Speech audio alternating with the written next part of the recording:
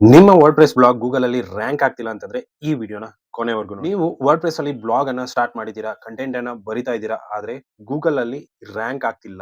ಯಾಕೆ ರ್ಯಾಂಕ್ ಆಗ್ತಿಲ್ಲ? ಸೊ ಅದಕ್ಕೆ ಕೆಲವೊಂದು ಕಾರಣಗಳಿರುತ್ತೆ. ಸೊ ಆ ಕಾರಣಗಳನ್ನ ನಾನು ನಿಮ್ಗೆ ಎಕ್ಸ್‌ಪ್ಲೇನ್ ಮಾಡ್ತಿದ್ದೀನಿ ಈ ವಿಡಿಯೋದಲ್ಲಿ. ವಿಡಿಯೋನ ಎಂಡ್ ವರೆಗೂ ನೋಡಿ. ಯಾವುದೇ ಕಾರಣಕ್ಕೂ ಮಿಸ್ ಮಾಡೋದಕ್ಕೆ ಹೋಗ್ಬೇಡಿ. ಸೊ ಚಾನೆಲ್‌ನ ಇನ್ನು ಯಾರೆಲ್ಲ ಸಬ್ಸ್ಕ್ರೈಬ್ ಮಾಡ್ಕೊಂಡಿಲ್ಲ ದಯವಿಟ್ಟು ಸಬ್ಸ್ಕ್ರೈಬ್ ಮಾಡ್ಕೊಳ್ಳೋದನ್ನ ಮರಿಬೇಡಿ. ಮೊದಲನೇ ಕಾರಣ ಬಂದ್ಬಿಟ್ಟು ರಾಂಗ್ ಕೀವರ್ಡ್ ಸೆಲೆಕ್ಷನ್.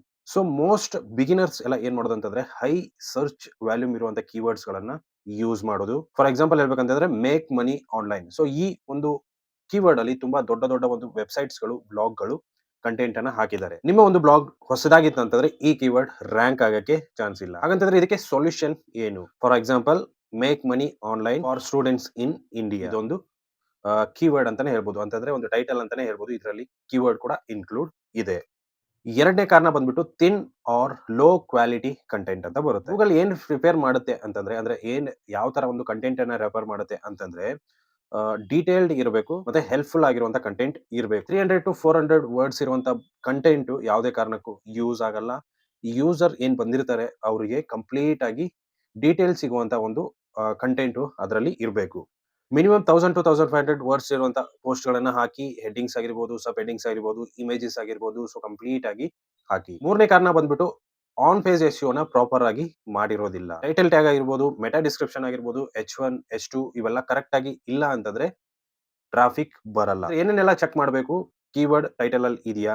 ಅದೇ ರೀತಿಯಾಗಿ ಕೀವರ್ಡ್ ಮೆಟಾ ಡಿಸ್ಕ್ರಿಪ್ಷನ್ ಅಲ್ಲಿ ಇದೆಯಾ? ಸ್ಟಾರ್ಟಿಂಗ್ ಪ್ಯಾರಾಗ್ರಾಫ್ ಅಲ್ಲಿ ಕೀವರ್ಡ್ ಇದೆಯಾ? ಪ್ರಾಪರ್ ಆಗಿ ಹೆಡ್ಡಿಂಗ್ಸ್ ಮಾಡಿದೀರಾ? ಅದೇ ರೀತಿಯಾಗಿ ಇಂಟರ್ನಲ್ ಲಿಂಕ್ಸ್ ಗಳನ್ನ ಹಾಕಿದೀರಾ? ಸೊ ಇದನ್ನೆಲ್ಲ ಚೆಕ್ ಮಾಡ್ಕೋಬೇಕಾಗತ್ತೆ.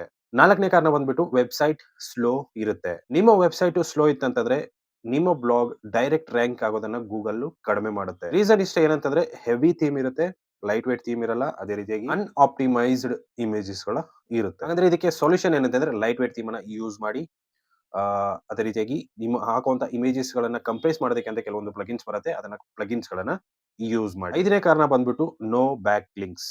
ಗೂಗಲ್ ಟ್ರಸ್ಟ್ ಬಿಲ್ಡ್ ಆಗ್ಬೇಕಂತಂದ್ರೆ ಬ್ಯಾಕ್ ಲಿಂಕ್ಸ್ ಕಂಪಲ್ಸರಿ ಆಗಿ ಇರಲೇಬೇಕು. ನ್ಯೂ ಬ್ಲಾಗ್ ಇದ್ರೆ ಓಕೆ, ಅಟ್ ಲೀಸ್ಟ್ ನೀವು ಏನಂತಂದ್ರೆ ಸೋಷಿಯಲ್ ಮೀಡಿಯಾ ಶೇರಿಂಗ್ ಆಗಿರ್ಬೋದು, ಗೆಸ್ಟ್ ಪೋಸ್ಟ್ಸ್ ಗಳಾಗಿರ್ಬೋದು, ಇಲ್ಲಪ್ಪ ಅಂತಂದ್ರೆ ಪ್ರೊಫೈಲ್ ಬ್ಯಾಕ್ ಲಿಂಕ್ಸ್ ಗಳನ್ನ ಅಷ್ಟಾದ್ರೂ ಮಾಡಿರ್ಬೇಕು. ಆರನೇ ಕಾರಣ ಬಂದ್ಬಿಟ್ಟು ಮೊಬೈಲ್ ಆಪ್ಟಿಮೈಸೇಷನ್ ಇರಲ್ಲ. ಗೂಗಲ್ ಅನ್ನೋದು ಫಸ್ಟ್ ಚೆಕ್ ಮಾಡೋದು ಮೊಬೈಲ್ ಆಪ್ಟಿಮೈಸ್ ಆಗಿದೆಯಾ ಅಂತ. ಯಾಕಂತಂದ್ರೆ ತುಂಬಾ ಜನ ಮೊಬೈಲ್ ಅಲ್ಲೇ ಫಸ್ಟ್ ಚೆಕ್ ಮಾಡೋದು. ಸೊ ಅದಕ್ಕೋಸ್ಕರ ಮೊಬೈಲ್ ಆಪ್ಟಿಮೈಸ್ ಇದೆಯಾ ಇಲ್ವಾ ಅನ್ನೋದನ್ನು ಗೂಗಲ್ ಫಸ್ಟ್ ನೋಡುತ್ತೆ. ನಿಮ್ಮ ವೆಬ್ಸೈಟ್ ಅಥವಾ ಬ್ಲಾಗ್ ಮೊಬೈಲ್ ಅಲ್ಲಿ ಕರೆಕ್ಟ್ ಆಗಿ ಓಪನ್ ಆಗಿಲ್ಲ ಅಂತಂದ್ರೆ ನಿಮ್ಮ ರ್ಯಾಂಕಿಂಗ್ ಡೌನ್ 100% ಆಗಿ ಆಗುತ್ತೆ.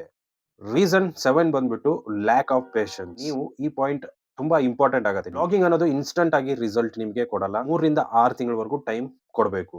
Consistent content plus SEO is equal to ranking guarantee ಅಂತಾನೆ ಹೇಳ್ಬೋದು. ಸೊ ಕನ್ಸಿಸ್ಟೆಂಟ್ ಆಗಿ ನೀವು ಕಂಟೆಂಟ್ ಇರಬೇಕು. ಅದೇ ರೀತಿಯಾಗಿ ಸ್ವಲ್ಪ ಆನ್ ಪೇಜ್ ಎಸ್ಇಒ ನ ಮಾಡಿರಬೇಕು.